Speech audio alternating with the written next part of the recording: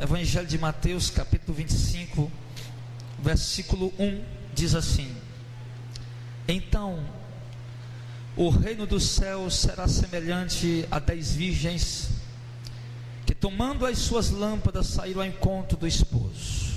Essa mensagem Jesus não pregou para uma multidão, ele pregou apenas para os 12. E Jesus estava falando, irmãos, a respeito da sua vinda. Jesus estava falando, irmão, que a vinda dele seria como um relâmpago que se mostra do Oriente e até o Ocidente, num abrir e fechar de olhos. Assim será a vinda do Senhor para buscar a sua igreja. Jesus estava falando a respeito disso, estava dizendo, irmãos, que nós precisávamos vigiar como um homem vigia a sua casa, porque se o homem soubesse a que hora ia vir o ladrão, ele vigiaria a sua casa, não deixaria a sua casa ser arrombada. Então Jesus está dizendo que se nós soubéssemos a que hora ele viria buscar a igreja, a que hora seria o dia do arrebatamento, a que hora seria o dia do julgamento, nós estaríamos atentos. Mas tem um problema: nós não sabemos a hora, nós não sabemos o dia. Nós sabemos que Jesus vem buscar a igreja, amém? Nós sabemos que o arrebatamento vai acontecer, amém? Nós sabemos disso, mas o dia e a hora ninguém sabe. O momento exato, ninguém sabe o momento, a hora, o dia em que Jesus virá buscar a igreja. E do verso 45 ao verso 51, Jesus vai falando que o servo a quem o Senhor constituiu sobre a sua casa para dar o sustento ao seu tempo, essa mensagem, Jesus está dizendo, essa mensagem é para os servos que eu constituí para a minha casa, para dar o sustento aos seus tempos. Nós poderíamos tirar essa mensagem e direcionar ela apenas para os pastores, ou melhor, essa palavra nós podemos direcionar essa noite para os pastores. Essa mensagem nós podemos direcionar essa noite para os presbíteros, para os diáconos, para os evangelistas, para os missionários, mas também podemos direcionar essa palavra para as ovelhas, para a igreja como um todo. Porque todos nós, todos vocês recebemos de Deus uma responsabilidade de ganhar almas, de pregar o Evangelho, de viver sua palavra e de esperar a vinda de Cristo. Então você é o servo fiel e prudente a quem o Senhor constituiu sobre a casa dele, sobre a igreja dele. Deus te deu obrigações, Deus te deu talentos, Deus te deu dons, Deus te deu um chamado para ser salvo e para ganhar vidas, para ganhar almas. E o Senhor disse que o servo bom e fiel, quando ele vier, vai estar vigiando, vai estar atento. Mas o servo mau e negligente vai estar displicente, vai estar relaxado, vai estar em brigas, em contendas, em discussões, em bebedeiras, em roda de escarnecedores. Jesus disse que o servo infiel estará dessa forma. E embora, irmãos, muitos de nós estejamos na igreja, muitos de nós estamos no templo, fazendo parte dos cultos, ouvindo a palavra de Deus, mas temos vivido como servo mau e negligente. Nos assentamos na roda dos escarnecedores. Então muitos de nós, irmãos, estamos displicentes. Ele disse que alguns irão começar a espancar os seus conservos, a comer e a beber com os bêbados, e o Senhor viria num dia, numa hora em que o servo não sabia, e pegaria aquele servo e colocaria a sua parte com os infiéis, e ali haveria pranto e ranger de dente. Jesus está dizendo que jogaria ele na condenação eterna. Por isso Jesus diz, irmão, no verso primeiro que nós lemos, das 10 virgens, que o reino do céu é semelhante a 10 virgens que tomaram as suas lâmpadas e saíram ao encontro do esposo. O homem ouve o Evangelho, você ouviu o Evangelho, você entregou sua vida a Jesus, a sua lâmpada por um momento foi acesa, porque o Espírito Santo te iluminou, o Espírito Santo se revelou para ti, o Espírito Santo deu entendimento a você para compreender a palavra, para entender a palavra. O Espírito Santo tem dado entendimento a você para saber o que é certo e o que está errado. A lâmpada se acendeu na sua vida, você começou a caminhada com Jesus, você começou a caminhada com o Evangelho. É assim que Jesus compara a igreja com 10 virgens. 10 virgens que saem ao encontro do esposo, que é Jesus, e todas pegam suas lâmpadas, a princípio acesas. Dessas 10 virgens, o texto diz no verso 2 que 5 delas eram prudentes, 5 delas eram loucas. Ou seja, dentro da igreja tem gente prudente e tem gente louca. Dentro da igreja tem crente prudente, sensato, obediente, e tem crente louco. É isso que ele está dizendo. Irmão, entende o que o texto está dizendo? A parábola das 10 virgens. 10 virgens representa a igreja. Nós. E Jesus está dizendo bem claro: uma parte dela é insensata, mas uma parte é fiel. E eu pergunto a você: em que parte você está? De que lado das virgens você está? De que lado da igreja você está? Você está do lado das virgens prudentes, ou você está do lado das virgens nécias, das virgens loucas? Isso é uma resposta que só você pode dar. Isso é uma resposta que só Deus e você é quem sabe. A sua vida, seu comportamento, sua conduta, isso vai definir o lado ao qual você está, das virgens prudentes ou das virgens loucas. E o Senhor diz que as loucas tomaram suas lâmpadas, mas não levaram azeite consigo. Mas as prudentes levaram azeite em suas vasilhas com as suas lâmpadas. Olha a diferença, irmão, do crente que está esperando verdadeiramente a volta de Jesus, do crente que está seguindo uma caminhada apenas por emoção. Olha a diferença. Uma coisa, irmão, é andar pela fé, outra coisa é andar pela emoção.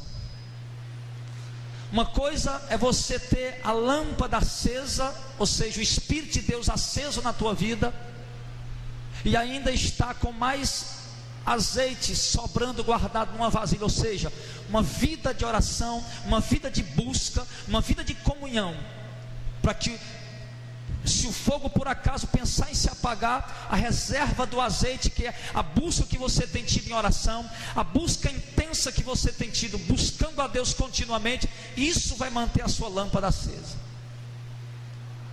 Mas uma parte da igreja inicia a caminhada apenas por empolgação. Aí porque eu fui na igreja e é muito animado lá, tem um forrozinho e a gente... Não, porque eu fui na igreja, é muito animado, lá tem um funkzinho, tem um axézinho, tem um pagodezinho, e é muito animado, e eu gostei daquela igreja, gostei daquelas louvores, gostei. E começa a caminhada apenas por um movimento carnal dentro da igreja, o movimento do mundo em cima do altar. Mas não leva o azeite sobrando, porque está dentro do templo, está na igreja, apenas por empolgação, porque o homem tem necessidade de ter uma religião. O homem sente necessidade de ter uma religião para ele se sentir uma pessoa um pouco melhor. E ele começa a caminhada apenas por empolgação, apenas pelo movimento. Ele não leva o azeite sobrando, ou seja, ele não tem vida de oração, ele não é contínuo na leitura bíblica, no estudo bíblico, ele não tem vida com Deus, ele não tem comunhão com Deus, porque ele não busca a Deus diariamente, continuamente. Ele não tem azeite sobrando. Ele está confiando a sua vida na mão das campanhas, na mão dos amuletos. Ele está resumindo a sua vida com Deus com um amuleto que ele recebe na igreja, com uma campanha que ele faz parte na igreja, mas não tem vida com Deus, não anda com Deus, não tem comunhão com o Espírito Santo, não tem azeite sobrando. E a Bíblia diz no verso de número 5 que, tardando o esposo, tosquenejaram todas e adormeceram. O que significa isso, irmão? Que a volta de Jesus iria demorar, que a volta de Jesus iria tardar. Olha que essa palavra quem proferiu foi Jesus. Foi Jesus quem proferiu essa palavra. Já faz, irmão, 2000 anos que Jesus proferiu esse ensinamento. e ele ainda não voltou. Eu lhe pergunto, está ou não está tardando a vinda do esposo? Está. Ele disse que o esposo tardaria em voltar. E por conta da tardança do esposo na sua volta para vir buscar a sua igreja, irmão, nós iríamos ficar cansados, nós iríamos nos sentir em determinado momento exausto, e nós iríamos adormecer, cansado. Esse adormecimento aqui, irmão, tosquenejar e adormecer, significa o cansaço que a gente sente na caminhada, esperando a volta de Cristo. Quantas vezes, irmão, você está se sentindo cansado na caminhada? Quantas vezes você está se sentindo cansado de tanta tentação em tua volta todo dia? Quantas vezes você está se sentindo cansado de tanta tribulação diária? Mas você levanta de manhã, as tribulações já começam. Você vai trabalhar, tem tribulação no trabalho. Você volta para casa, tem tribulação em casa. Você vai para o colégio, para a faculdade, tem tribulação lá. Você está em algum lugar, em alguma situação, em alguma circunstância, no seu dia a dia, irmão, é recheado de adversidade, tribulações, e tudo isso deixa a gente cansado. A luta da carne, a luta para vencer e crucificar a carne todo dia, nos traz um cansaço. A luta contra a lascívia, a luta contra a prostituição, contra o adultério, a luta contra o vício que você praticava, você gostava de fumar, de beber, sei lá do que. A luta contra essas coisas, tudo isso lhe deixa cansado, fadigado. E o Senhor disse que a tardança do noivo ia, a igreja estaria esperando, mas ia, em determinado momento, ia estar cansado. Agora eu te digo uma coisa, irmão, nós podemos sim nos cansar na caminhada, é normal. Nós podemos sim nos fadigar na caminhada, nos sentir em algum momento triste, frustrado, decepcionado. Acontece, é normal isso. Você não pode deixar que as adversidades da vida destruam a sua vida de oração. Você não pode permitir que as lutas que você enfrenta no seu cotidiano venham roubar a sua comunhão com Deus. Você não pode permitir isso. Porque eu te digo uma coisa, quando a igreja estava bem cansada, bem exausta, no versículo 5,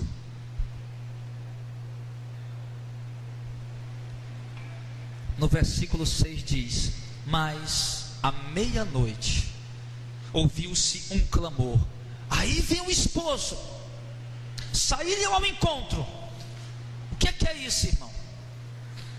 O que é? Aí vem o esposo sair ao encontro. O arrebatamento da igreja. O momento em que o noivo chega para raptar a igreja, para resgatar a igreja, para tirar a igreja. Sabe o que é o arrebatamento? Você sabe que eu prego muito aqui. Arrebatamento, a Bíblia diz que num abrir e fechar de olhos nós seremos transformados, mortos ressuscitarão, nós que estivermos vivos seremos arrebatados, receberemos um corpo glorificado, que não cansa, não adoece, não morre, não envelhece, e subiremos como um relâmpago para o céu, encontraremos o Senhor nos ares, e estaremos para sempre com o Senhor. E a nossa vida de tribulação e adversidade cessará, sofrimentos cessarão, tribulações terão fim. Agora um peso de glória eterna estará sobre a nossa vida. O momento do arrebatamento é o momento mais esperado pela igreja. É o momento, sabe, você comprou o carro novo, opa, tomara que chegue logo, oh, meu Deus, eu mal espero entrar no meu carro novo, cadê? Você liga para lá todo dia, não chegou ainda não, oh rapaz, eu estou, sim, o momento do arrebatamento da igreja deve ser um momento esperado, tanto, muito mais do que a compra do carro novo, muito mais do que a compra da casa nova. Comprou a casa, doido para entrar na casa, muito mais. A ansiedade, o desejo, a vontade, o gozo e a alegria no teu coração, irmão, deve estar aceso pela volta de Jesus, pelo arrebatamento, muito mais do que por qualquer conquista terrena, muito mais. Aí vem o esposo, Então o esposo está chegando para arrebatar a igreja. Só que o que acontece naquele momento? Todas aquelas virgens se levantaram, verso 7, e prepararam as suas lâmpadas, e as loucas disseram às prudentes: dai do vosso azeite, porque as nossas lâmpadas estão se apagando. Mas as prudentes responderam, dizendo: não seja o caso que falte a nós e a vós, vão antes aos que vendem e comprem para vocês. Irmão, deixa eu te dizer uma coisa aqui, em nome de Jesus, escute o que o Espírito está falando essa noite. Observe, irmão, eu divido esse texto em duas partes, o texto aqui do 25 ao 13. A primeira parte vai até o versículo 6, quando se diz: aí vem o esposo, saiam ao seu encontro. Essa é a primeira parte. É nesse primeiro momento que a igreja tem que estar se preparando para o encontro com Jesus. Preste bem atenção. É nessa hora que antecede o arrebatamento, ou seja, hoje. Quando, igreja? Hoje. É nessa hora que antecede o arrebatamento. Antes do arrebatamento, antes do momento, do dia, da hora do arrebatamento, a igreja deve estar se preparando com azeite para que a sua lâmpada esteja acesa. Porque no momento do arrebatamento, muitas pessoas vão sair, diz aqui, mas as prudentes responderam: não seja o caso que falte a nós e a vós, vão antes aos que comprem. E tendo elas ido comprar, chegou o esposo, e as que estavam preparadas entraram com ele para as bodas, e ele fechou as portas. Na hora do arrebatamento, alguém da igreja, preste atenção, uma parte de vocês serão arrebatada, outra parte de vocês vão ficar. Na hora, no momento em que Cristo tirar a igreja, muitos vão cair de joelhos em busca do azeite, mas não vão conseguir mais, não vão mais poder encontrar, porque já passou o momento. Muitas pessoas que vão ficar, irmão, que não estão levando a sério o evangelho, que não estão levando a sério os ensinos bíblicos, a doutrina bíblica, as renúncias, não estão levando a sério, vão ficar. E o que é que vai acontecer? Quando a igreja for arrebatada, ele vai saber, porque ele estava na igreja, ouviu falar da doutrina, ele vai bater, porque a Bíblia diz que quando elas foram comprar, as que estavam prontas entraram e o Senhor fechou a porta. Deixa eu só colocar uma coisa para você aqui. Quando Cristo tirar a igreja, a porta vai se fechar. Que porta, pastor? A porta da salvação, a porta da oportunidade. As pessoas aprenderam, inclusive eu aprendi também, com os meus pastores antigos, de que quando a igreja fosse tirada, teria uma nova oportunidade. Mas isso não é bíblico. Não encontro um único versículo bíblico que me dê essa base. Eu vejo Jesus dizendo bem aqui, e os que estavam preparados entraram com ele para as bodas, e fechou-se a porta. O que é que aconteceu em Gênesis capítulo 7, no verso 16? Quando Noé entrou na arca, quando Deus mandou Noé: construa a arca está pronta, colocou os animais dentro, agora entra Noé. Quando Noé entrou, a Bíblia diz em Gênesis 17, verso 6, que Noé entrou na arca e Deus fechou a porta da arca. E aí eu lhe pergunto, Deus fechou a porta da arca, e quando Deus fechou a porta da arca, obviamente muitas pessoas vieram bater pedindo para entrar, porque quando viram o dilúvio caindo, disseram: o que Noé estava pregando era verdade. O que o velho Noé estava pregando era verdade. O barco que ele estava construindo realmente era para salvação. Vamos correr e bater. E eles correram e bateram, mas a porta não se abriu mais, porque o próprio Deus foi quem fechou a porta da salvação no tempo de Noé. E é o próprio Deus que vai fechar a porta da salvação no tempo final de Jesus Cristo, porque ele diz que será como nos dias de Noé, As pessoas, irmãos, estão ouvindo o Evangelho. Você está ouvindo o Evangelho, você está tendo a oportunidade. Você não acredita, você não está dando crédito, você continua vivendo da mesma forma, da mesma maneira. Você não crucifica a sua carne com as suas paixões e desejos. Você não está fazendo morrer a tua natureza humana. Você não está procurando andar em santidade, em santificação. Você não está procurando guardar a doutrina. Você só se interessa em guardar a doutrina naquilo que é conveniente para você. Quando a doutrina mexe em alguma coisa que você não quer que mexa na sua vida, você não se dispõe a obedecer a ela. Você não está disposto a renunciar nem tudo que Deus lhe pede para seguir o Evangelho. Na verdade, muitos não estão nem acreditando que vai haver o arrebatamento. Vai ser a maior surpresa e a maior frustração e decepção para muitos consigo mesmo. Porque depois de ouvir tantas vezes a palavra da salvação, ainda assim duvidaram em seus corações, porque continuaram vivendo a mesma e velha vida de antes, não seguindo o Evangelho. Procuraram uma religião. A religião prometeu prosperidade, prometeu bem-estar, prometeu isso, prometeu aquilo, mas não preparou para a salvação, não preparou para o encontro com Cristo. Então Deus fechará a porta e não haverá mais oportunidade. Então, no verso 11 diz que depois chegaram também as outras virgens dizendo: Senhor, Senhor, abre-nos a porta. Muitos bateram na porta no tempo de Noé, mas Deus não abriu mais a porta. Muitos vão bater na porta. O que é bater na porta, irmão? É orar. Mateus 7 diz: batei e abri-se-vos-á. Está falando de oração. Muitos vão bater na porta, pedindo a Deus para abrir. Depois que a igreja for arrebatada, muitos vão cair de joelhos, clamando, implorando, suplicando, pedindo uma chance. Mas o que é que Jesus vai dizer? Verso 12: e ele respondendo disse: em verdade vos digo que eu não vos conheço. Meu Deus do céu! Mas como não me conhece, Jesus? Eu fazia parte da igreja Missão de Fé. Como não me conhece, Jesus? Eu era obreiro da igreja. Jesus só não me conhece, eu era pastor da igreja. E Jesus vai dizer: eu não lhe conheço, porque a minha igreja, a minha noiva já está aqui comigo e você está fora. Se você tem um azeite, se você faz parte da noiva, por que é que você não subiu com a igreja? Se prepare, meu irmão. Prepara-te, igreja, para ter encontro com Jesus Cristo.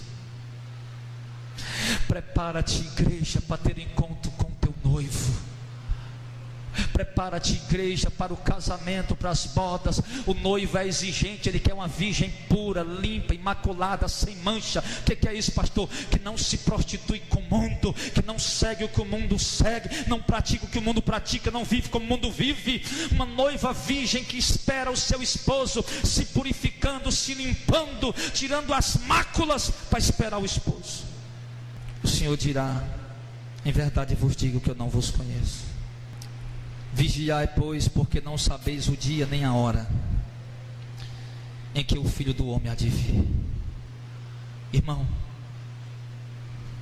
alguns de vocês estão sabendo o dia que Jesus vai voltar? Tem alguém sabendo, irmão? Eu poderia dizer: se você souber, por favor, me avise. Mas não adianta, que eu vou chamar você de falso profeta, porque ninguém sabe o dia nem a hora que Jesus vai voltar.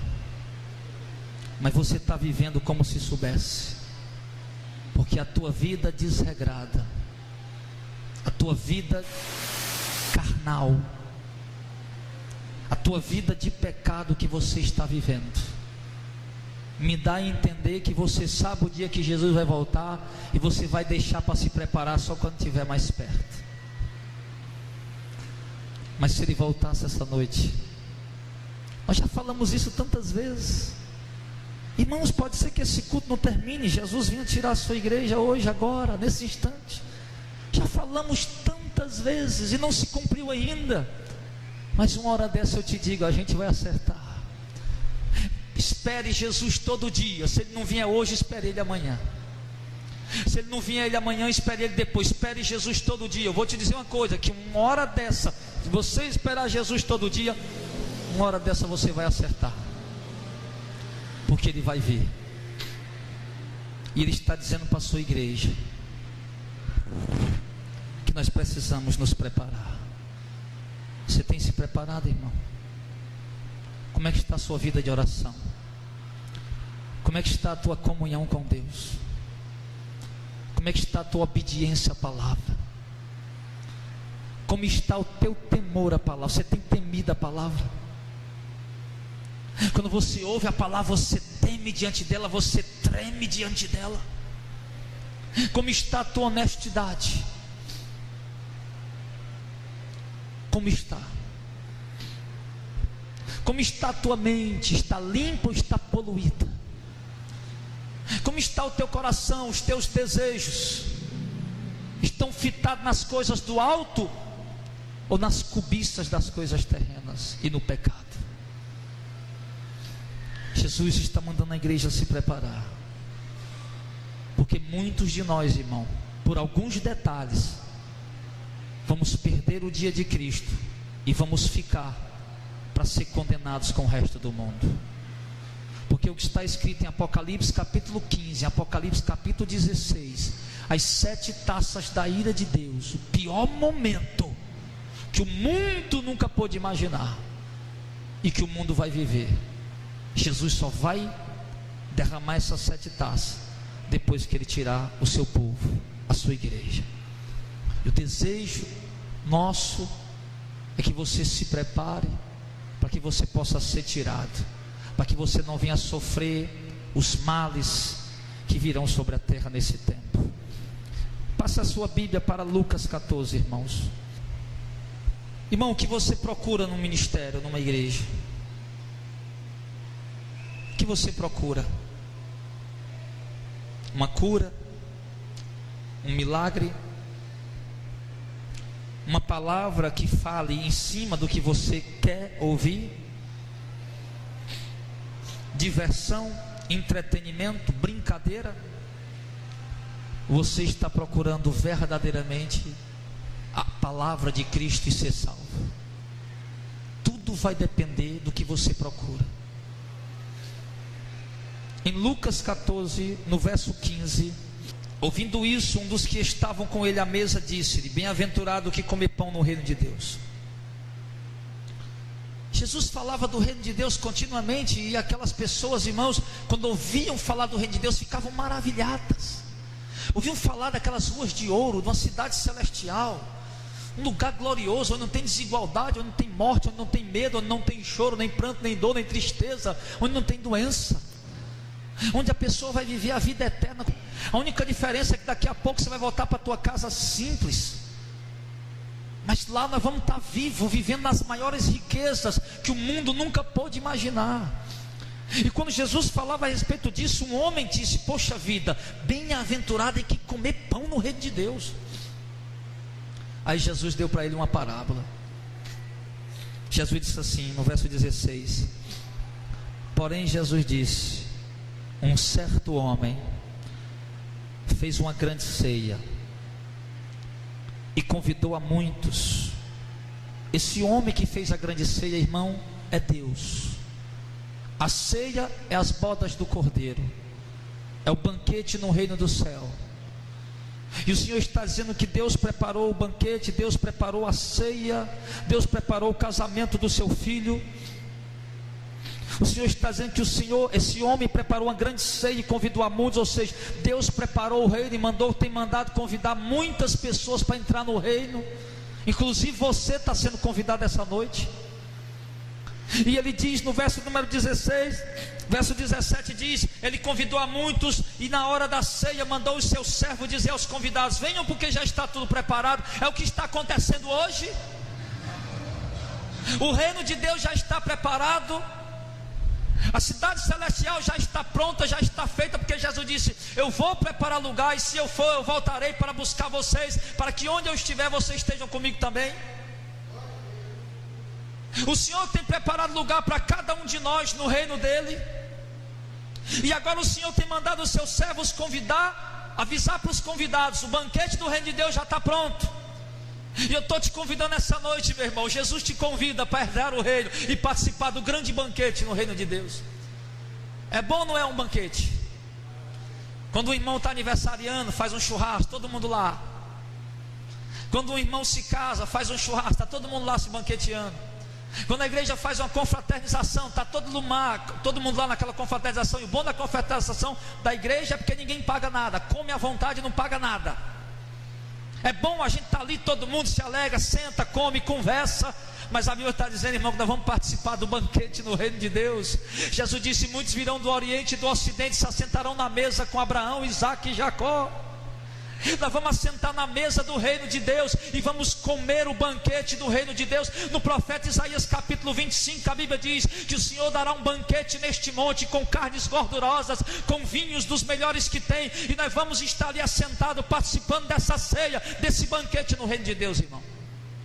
Mas é o vinho do reino de Deus, não é o vinho daqui não, viu? Não, você vai dizer, não, então vamos começar a tomar um vinhozinho aí, esperando o vinho do reino de Deus. Não vá nessa não. Espere pelo vinho do reino de Deus. Não vá tomar o vinho daqui não, que você vai ficar embriagado. E o Senhor te convida essa noite. Você quer entrar, irmão, no banquete do reino de Deus? Amém? O Senhor mandou convidar na hora da ceia. No verso 18 ele diz que todos a uma começaram a se desculpar. É assim que tem sido, irmão. Quando as pessoas ouvem a palavra do reino de Deus. Você sabe como é que é fácil ganhar alma para Jesus? O outro Jesus, né? Que até eu falei na rádio ontem. O outro Jesus, o outro Evangelho, o outro Espírito. Sabe como é que é fácil ganhar alma para esse Jesus? Pegue uma mensagem do Antigo Testamento que fale de prosperidade, de riqueza. Pregue 1 hora, 2 horas essa mensagem, falando que Deus vai lhe dar isso aqui, essas riquezas, isso, e blá blá blá, isso, outro, e vida regalada, e vida tranquila, e Deus vai fazer aquilo. E pregue e depois pergunte: quem quer aceitar esse Jesus? Vai levantar todo mundo. Todo mundo vai querer aceitar esse Jesus que está prometendo aquelas riquezas terrenas que os pregadores estão pregando. É fácil ganhar alma assim, mas pregar o Jesus que convida o povo para o banquete do reino de Deus, o banquete que você não está vendo, mas que você tem que crer, um banquete que você não pode tocar agora, mas que você tem que acreditar. Quando se faz o convite para entrar no reino de Deus, para o banquete que Deus preparou para aqueles que creem, muita gente, quase todos, tem se desculpado. Ou eu até gostaria, eu acho bonito, eu gosto, mas não vai dar para mim ir. Muitas pessoas, irmãos, começam a se desculpar e começam. O primeiro disse: eu comprei um campo e eu preciso ir vê-lo, eu peço que me tenhas por excusado. Ah, meu amigo, eu gostaria de ir, mas eu comprei um campo e eu preciso ir ver. Meu irmão, você pode ver esse campo depois. Meu irmão, você pode ver esse campo que você comprou depois. Sabe o que é que significa eu comprei um campo? Conquistas. E esse camarada aqui disse: olha, eu não vou porque eu conquistei, eu comprei, eu adquiri, eu ganhei dinheiro e comprei um campo, eu tive uma conquista agora. Irmão, tem muita gente que vai recusar o convite do reino de Deus porque está correndo muito atrás das conquistas. Você vai, preste atenção no que o texto está dizendo. Jesus disse, o homem perguntou: Jesus, bem-aventurado tem que comer pão no reino de Deus, Jesus. E Jesus disse: você acha mesmo? Pois deixa eu contar uma parábola para você. O banquete do reino de Deus já está preparado, Deus já está convidando o povo para entrar nele, mas tem gente que está recusando porque está querendo conquistar, não está tendo tempo para Deus. Tem gente, irmão, que não tem mais tempo para Deus, só tem tempo para os negócios. Tem gente que não tem mais tempo para Deus, só tem tempo para o trabalho. Tem gente que não pensa mais em Deus, só pensa nas conquistas terrenas. Porque estão dizendo: eu não posso ir porque eu comprei um campo. Ou seja, eu estou querendo conquistar, eu estou querendo acumular, ter, possuir, eu estou correndo atrás, dedicando o meu tempo a isso. Eu não posso ir. Irmãos, quantas pessoas estavam em cima do altar pregando a palavra, hoje não estão mais, porque estão ocupados demais com as conquistas terrenas. Quantos de vocês talvez um dia foram um evangelista, uma pessoa que tinha sede de fazer a obra de Deus, estava no campo trabalhando, mas hoje não está mais porque está correndo atrás das conquistas? Quantos de vocês tinham vida de oração, orava 1 hora, 2 horas por dia, mas hoje não tem mais tempo porque está com a mente totalmente voltado nas conquistas? Quando dobra o joelho para orar, já vem na mente a inquietação: não, eu tenho que correr atrás, eu tenho que correr atrás. Não tem mais tempo, irmão. Jesus está mostrando aqui claramente: o convite do reino de Deus está sendo feito para todo mundo, mas muitos vão deixar de entrar, porque estão priorizando mais as conquistas do que o reino de Deus. Quando ele chegou para o segundo, no verso 19, o segundo disse: eu comprei 5 juntas de boi, e eu vou experimentar elas. Eu rogo-te que me hajas por escusado. Negócios. 5 juntas de boi para trabalhar e dar lucro.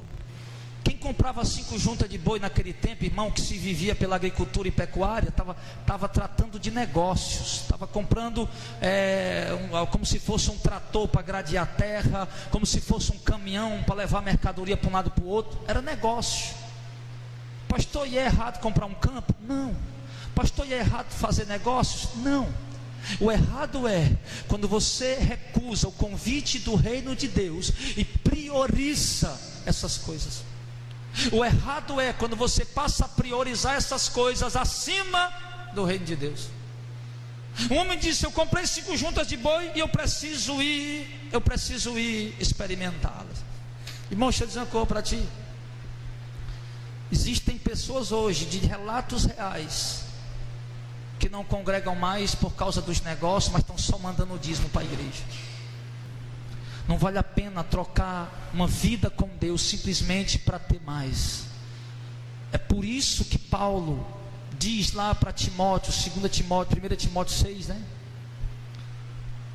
Por isso Paulo diz para 1 Timóteo capítulo 6, que nós não trouxemos nada para esse mundo, e não vamos levar nada, e devemos aprender a nos contentar com as coisas mais simples, porque os que querem ser ricos caem em tentação e em laço e em muitas concupiscências loucas e nocivas que mergulham o homem na perdição e ruína. Muitas pessoas têm afundado na fé por conta dessa cobiça, do querer ter mais, do querer conquistar mais, possuir mais. Poxa vida, irmão, você já tem um negócio, o negócio que você tem já está dando para você sobreviver tranquilo. Você já comprou sua casa, está se organizando para comprar o carro, a casa, sei lá. Você se veste, se calça, você come bem, se alimenta bem. Você tem dinheiro para fazer isso, para fazer aquilo outro. E o que você ainda quer mais? Está dando tempo ainda de você fazer a obra, de você participar dos cultos, de você orar, de você ler Bíblia, de você ter vida com Deus. Aí você vai dobrar o teu trabalho para poder ganhar mais. Não, pastor, que eu estou ganhando só 1.000, só 2.000, só 5.000, só 10.000. Eu quero mais, porque o homem nunca está contente com o que ele tem. E no dia que você ganhar 10.000, você quer ganhar 20. Se você ganhar 20, você quer 40. E quando você ganhar 50.000 por mês, não, agora eu quero ganhar 100.000. E assim você vai morrendo espiritualmente, porque você vai dedicando mais tempo para os negócios e para as conquistas, e perdendo mais tempo com Deus. É importante aprender a conciliar e não trocar. Você está entendendo, irmão? Não pode trocar, não pode substituir. Trabalhe, tenha seus negócios, compre seu campo, compre seu carro, compre sua casa que você precisa, mas não priorize nada disso em lugar de Deus. O terceiro homem, ele disse no verso 20: eu casei, portanto não posso ir. Irmão, casei. Olha,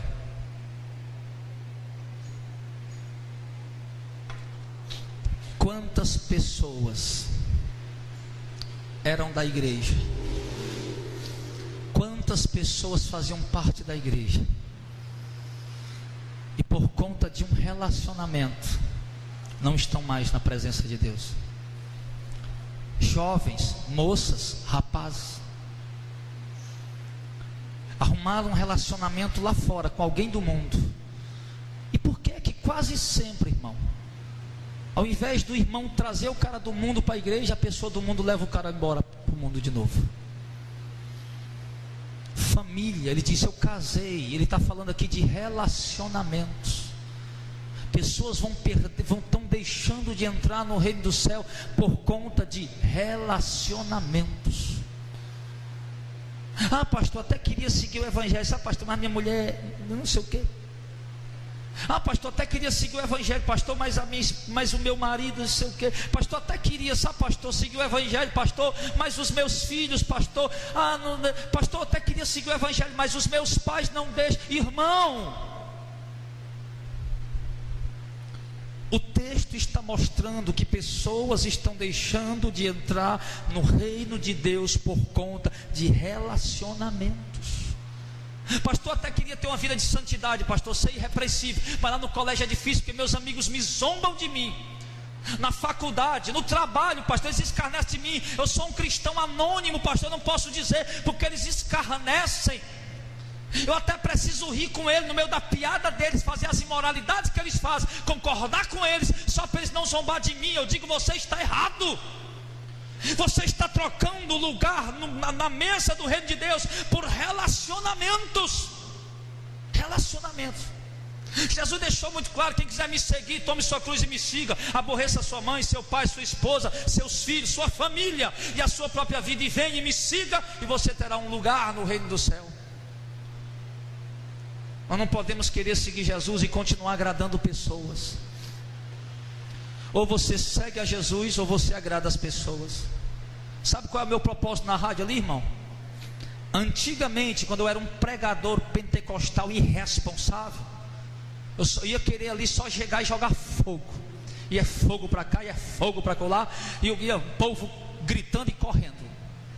Eu ia querer me mostrar, ia querer chamar atenção para mim, para dizer: olha, pai, o homem é um super pregador. Não, eu tinha isso, confesso. E Deus sabe que isso é verdade. Mas o meu propósito ali hoje, irmão, naquela rádio, não é agradar ninguém. É apenas ir lá e pregar a mensagem da salvação, a mensagem de Cristo. Quem for da verdade vai reconhecer que essa é a palavra de Deus. Quem não for, vai desprezar a gente, como muitos já desprezaram. Quem não for, vai criticar a gente, tentar refutar com argumentos humanos, mas não com versículos bíblicos. Se eu tivesse aberto o microfone ontem e tivesse dito: irmão, se alguém não gostou dessa mensagem, ligue para cá e refute ela usando textos bíblicos, usando uma doutrina bíblica, não um versículo isolado, uma doutrina bíblica. Refute a mensagem usando uma doutrina bíblica. Eu tenho certeza que ninguém ia ligar, porque nós temos procurado, irmão, levar a mensagem apenas limpa, pura e verdadeira de Cristo. Não estou preocupado, irmão, em aglomerar uma multidão em minha volta e me tornar o mega pastor aclamado por todo mundo. Não, estou preocupado em cumprir o chamado ao qual Deus me entregou, buscar as ovelhas dele e conduzi-las para o reino dos céus. Só isso que eu quero. Eu estou tentando te alertar essa noite, irmão. Estou tentando te dizer essa noite que alguns de vocês que estão aqui, alguns de vocês que estão ouvindo na rádio, alguns de vocês que estão ouvindo na internet, porque essa mensagem também passa na internet, alguns de vocês estão me ouvindo em algum lugar. Eu estou tentando exortar você. Queremos ir. Alguém aí quer ir para o inferno? Se você quer ir para o inferno aí, meu filho, dê um pulo bem grande aí, dê um glória a Deus bem alto. Você não está nem doido de fazer isso. Eu peço os obreiros para lhe segurar e lhe botar já numa camisa de força, levar você primeiro ao hospital de doido que eu encontrar. Porque eu tenho certeza que todos vocês querem ser salvos. Mas a questão não é apenas querer. A questão é obediência. Jesus, que maravilha comer pão no reino de Deus. Jesus disse: você acha isso? Pois olha aqui, tem gente recusando a entrada no reino de Deus por causa das conquistas terrenas. Tem gente recusando a entrada no reino de Deus por causa dos negócios, para ganhar mais, não está tendo tempo. Tem gente recusando a entrada no reino do céu por causa de família e relacionamentos, amigos e outras coisas. Aí Jesus diz, no verso 21, e voltando aquele servo, aliás, verso número 20. O outro disse, 21, perdão, irmãos. E voltando aquele servo, anunciou essas coisas ao seu senhor. Então o pai de família, indignado. Irmão, quando Deus vê, escute, quando Deus vê que você, ou eu, ou qualquer um, começamos a priorizar conquistas, negócios, família, relacionamento, ou qualquer outra coisa que seja acima dele, como é que ele fica? Indignado. Eu quero dizer, Deus está indignado com muita gente. Irmão, Deus está indignado com muita gente. Tem gente pensando que Deus é só amor. Tem gente que esquece que Deus é justiça. Lembra como é que Jesus disse que o julgamento ia ser? Lá em João, ele só: eu não julgo ninguém. Eu não julgo ninguém, mas a palavra que eu prego, essa vai julgar no último dia. O julgamento será pela palavra. Eu ouvi e pratiquei, eu ouvi e vivi, eu ouvi e apliquei na minha vida. Eu apenas ouvi. O julgamento será pela palavra. E o Senhor está indignado com aqueles que têm ouvido sua palavra, irmão, e não estão observando ela. 1 Tessalonicenses capítulo 1, do verso 7 ao 10, ele diz: quando o Senhor Jesus vier dos céus, com os seus anjos do seu poder, como labareda de fogo, tomando vingança dos que não conhecem a Deus e dos que não obedecem ao Evangelho de Cristo. Deus vai tomar vingança dos que não conhecem e dos que não obedecem ao Evangelho. Conhecer você conhece, agora pode ser que você não obedeça. Eu acho difícil alguém aqui no Brasil não conhecer ainda Jesus. Eu acho difícil alguém aqui no Brasil não conhecer ainda o Evangelho, ou não conhecer ainda a Deus, a não ser que seja algum índio aí realmente lá dentro do mato, que nunca foi visitado por ninguém. 99% da população brasileira conhece a Deus, conhece Jesus, mas a maioria esmagadora não tem feito o que Ele tem ensinado. E estão querendo ser salvos, mas preparando um caminho próprio para ser salvo, não o caminho que Deus preparou. E o Senhor está indignado, irmão. Então o Senhor está indignado. Olha o que Ele fez: saiam depressa pelas ruas e pelos bairros da cidade, e tragam aqui os pobres, os aleijados, mancos, cegos. O que é isso? Você se acha tão importante, você se acha tão bom que não quer entrar no reino de Deus, mas Deus vai pegar os aleijados, os cegos, os pobres, quer dizer, vai pegar as pessoas simples, as pessoas humildes, as pessoas desprezadas, as pessoas desprezíveis. Vá buscar elas. Vá buscar aqueles que não têm nada. Vá buscar aqueles que não têm grandes negócios. Vá buscar aqueles que são simples. Vá buscar eles. Vá buscar. E o servo saiu e disse: Senhor, feito está como está, mas ainda há lugar. E disse o Senhor ao servo: saia pelos caminhos e atalhos, e force todos a entrar à minha casa, para que a minha casa fique cheia, porque eu vos digo que nenhum daqueles varões que foram convidados provará a minha ceia. Meu Deus do céu. Irmão, quantas vezes você já recebeu o convite para entrar no reino? Quantas vezes você já recebeu o convite para ser salvo? Quantas vezes você já recebeu o convite, a palavra foi apresentada, o convite foi feito: siga Jesus, siga o Evangelho, obedeça a palavra, guarde a palavra. Quantas vezes você já ouviu isso? 1 milhão de vezes? 2 milhões de vezes? Pastor, não tenho conta. Quantas vezes? Pois o Senhor está dizendo que nenhum daqueles varões que ouviram o meu convite, disse o Senhor, e recusaram, nenhum deles vão comer a minha ceia. Ou seja, nenhum deles vão ser salvos, serão condenados. Irmãos, cada vez que nós ouvimos o Evangelho é um momento de decisão. Quando nós ouvimos o Evangelho para obedecer, estamos ouvindo para a salvação. Mas quando nós ouvimos o Evangelho para não obedecê-lo, nós estamos ouvindo para condenação. Eu te digo uma coisa: teria sido melhor que você nunca tivesse ouvido o Evangelho, ou será até melhor que você deixe de ouvir o Evangelho, porque a condenação já está pesando sobre a tua vida, por você tanto ouvir e não obedecer. Pastor, e se eu deixar de ouvir, vai ser salvo? Não, você vai ser condenado do mesmo jeito. Mas o melhor conselho que eu posso lhe dar esta noite é que você ouça e obedeça. Troque os seus prazeres pela obediência a Deus. Troque a sua vida dissoluta de pecado, de orgias, de farras, por obediência a Deus. Crucifique a sua carne, renuncie-se a si mesmo, entregue sua vida ao Senhor. Você que está afastado, se reconcilie. Ou mesmo você que está congregando, mas está afastado, mesmo assim, reconcilie-se. Porque o fato de eu estar dentro do templo, fazendo parte do culto, não quer dizer que eu estou reconciliado com Deus. Para que eu esteja reconciliado com Deus, eu preciso me arrepender e guardar a palavra dele e viver a palavra dele.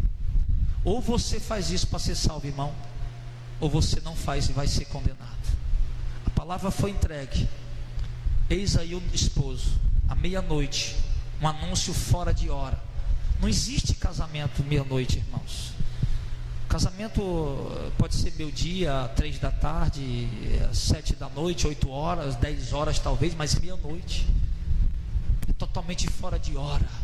Isso ainda mais para os judeus, que era um povo que vivia da agricultura e pecuária, levantava 3, 4 horas da manhã, às 7 horas da noite e já estava dormindo. Não tinha televisão, nem internet, nada disso. Cedíssimo eles estavam. Jesus diz: meia-noite vem o esposo. Na linguagem, para eles entenderem lá, já está: o esposo vai vir fora de hora, uma hora que vocês não imaginam, no momento que vocês nem esperam. Assim será a volta de Cristo, à meia-noite, numa hora que nós nem imaginamos. Que hora poderia ser essa, pastor?